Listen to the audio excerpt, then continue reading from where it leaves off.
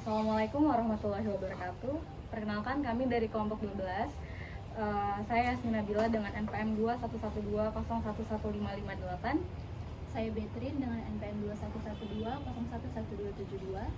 Saya Malik Ramadan dengan NPM 21620111006. Saya Binar, NPM 215201186. Di sini kami akan berdiskusi mengenai tugas analisis putusan pelanggaran hukum persaingan usaha. Putusan yang kami kaji itu merupakan studi putusan KPPU nomor 05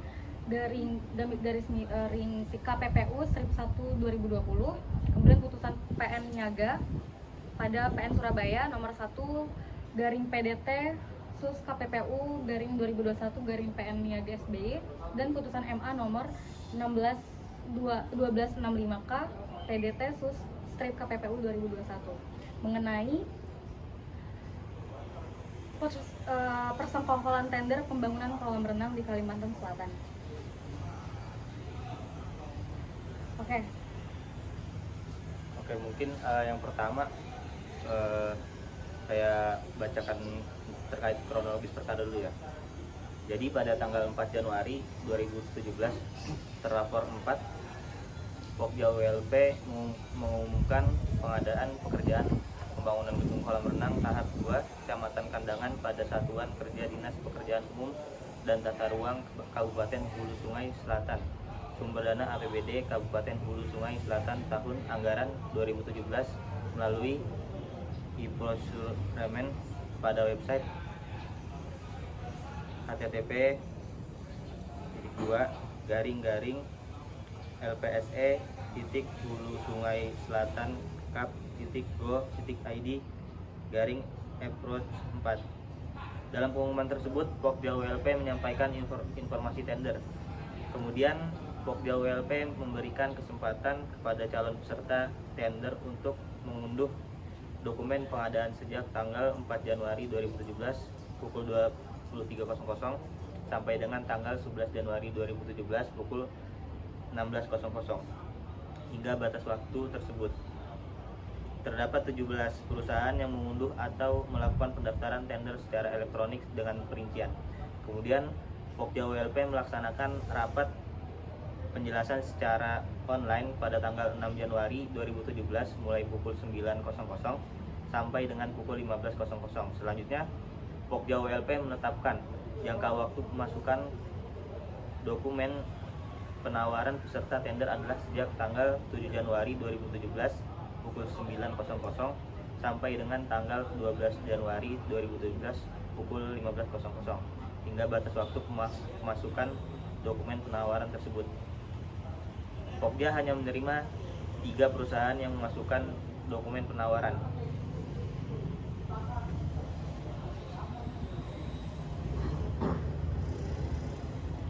Pokja WLP kemudian melakukan pembukaan dokumen penawaran peserta tender pada tanggal 12 Januari 2017 pukul 15.01 sampai dengan pukul 22.00.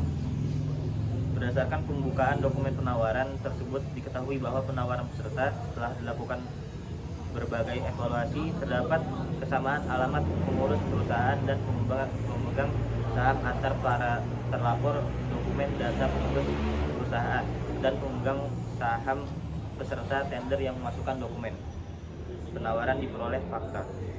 Dengan adanya dasar dan bukti yang ada, maka terbukti bahwa terdapat kesamaan alamat pengurusan perusahaan dan pemegang saham yang menjadi peserta tender dalam perkara Equo atas nama Haji Rusdinah sebagai Direktur PT Cahaya Hikmah Jaya Pratama sebagai terlapor 1, Alfian Noor sebagai Direktur Utama PT Karya Kandangan Nasional sebagai terlapor 2, dan Elda Febiola Saputri sebagai Komisaris PT Diang Ingsun Mandiri sebagai terlapor 3 dengan alamat yang sama, yaitu Jalan Kesehatan nomor 45 Kandangan, Kabupaten Hulu Sungai Selatan, Provinsi Kalimantan Selatan.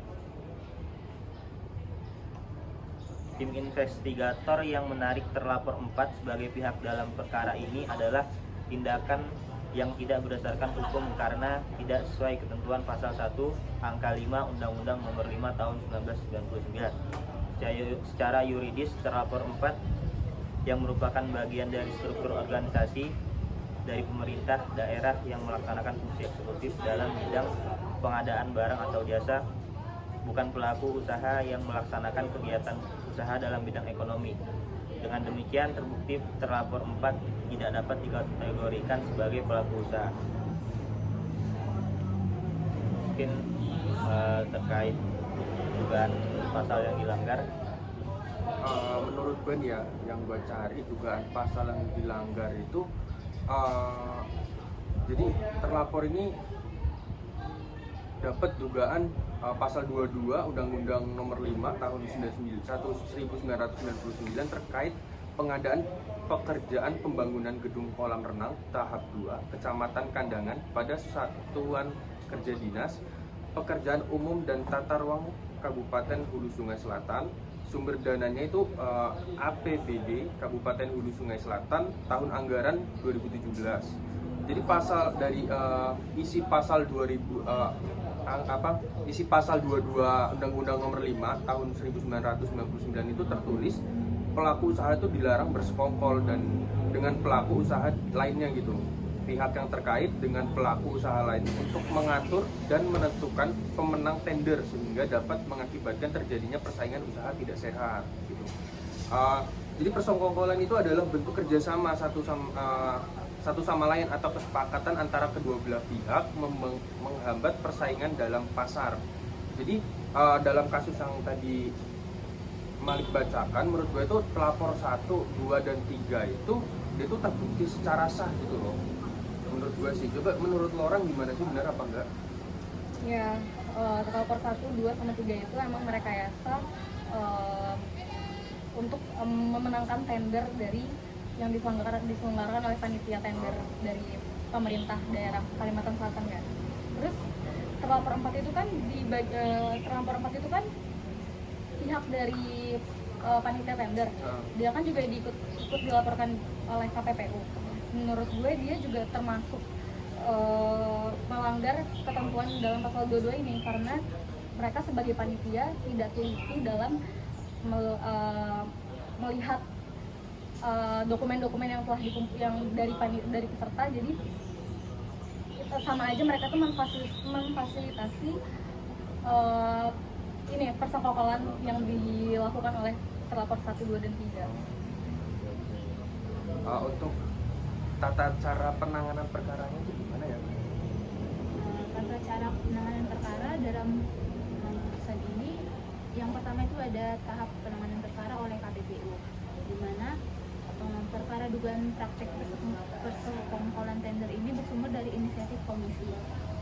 Lalu berdasarkan peraturan Komisi Pengawas Persaingan Usaha Nomor 2 Tahun 2023 tentang tata cara penanganan perkara praktik monopoli dan persaingan usaha tidak sehat, tahapan pertamanya yakni penyelidikan awal perkara inisiatif.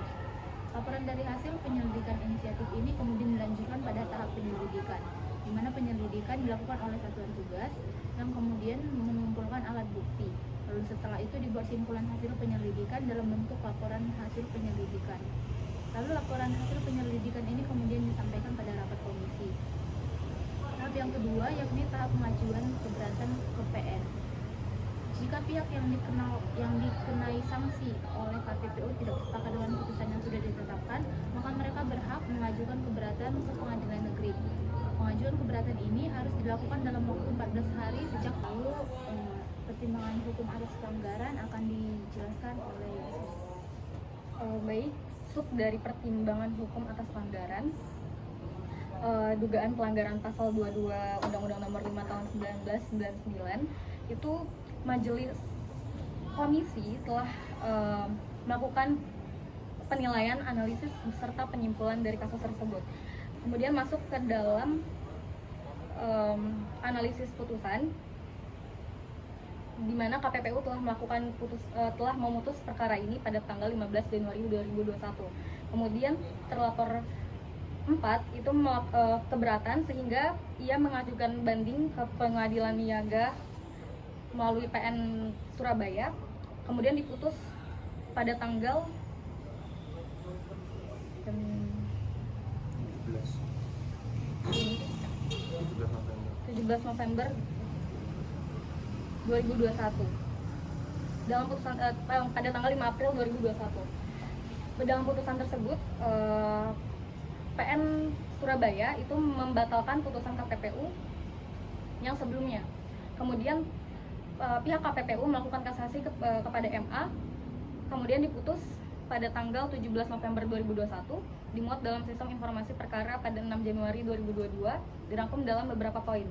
Yang pertama, bahwa Mahkamah Agung berpendapat bahwa Pengadilan Niaga pada Pengadilan Negeri Surabaya telah menetapkan hukum dengan pertimbangan yang diragui, yang putusannya itu diragukan, karena putusan dalam PN Surabaya itu malah membatalkan putusan KPPU yang dimana terlapor 4 memang terbukti melanggar pasal 22. Kemudian dalam isi putusan dari Mahkamah Agung dengan nomor 1/PDT Strip KPP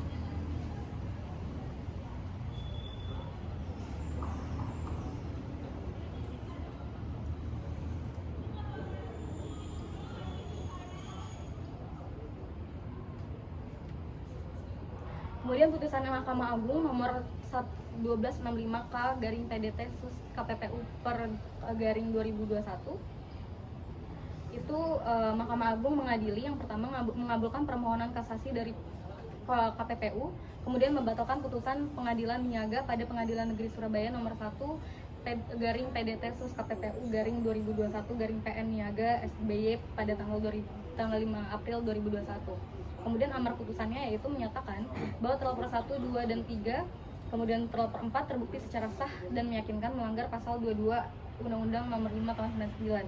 Kemudian menghukum terlapor 1 PT Cahaya Hikmah untuk membayar denda sejumlah 1.350.000.000 rupiah. Kemudian melarang terlapor 2 dan terlapor 3 untuk mengikuti pengadaan barang atau jasa yang bersumber dari APBN atau APBD selama 2 tahun di seluruh wilayah Indonesia. Kemudian memerintahkan terlapor 1 untuk melakukan pembayaran denda selambat-lambatnya 30 hari sejak putusan ini memiliki kekuatan hukum tetap. Kemudian memerintahkan terlapor 1 untuk melakukan pembayaran denda, melaporkan dan menyerahkan salinan bukti pembayaran denda tersebut ke Komisi Pengawas Persaingan Usaha. Kemudian menghukum termohon kasasi atau termohon alasan untuk membayar biaya perkara yang dalam tingkat kasasi ditetapkan sebesar yang telah disebutkan. Baik, ini merupakan hasil dari analisis kerja kelompok kami mengenai persekongkolan tender pembangunan kolam renang di Kalimantan Selatan. Kami ucapkan terima kasih. Wassalamualaikum warahmatullahi wabarakatuh. Waalaikumsalam.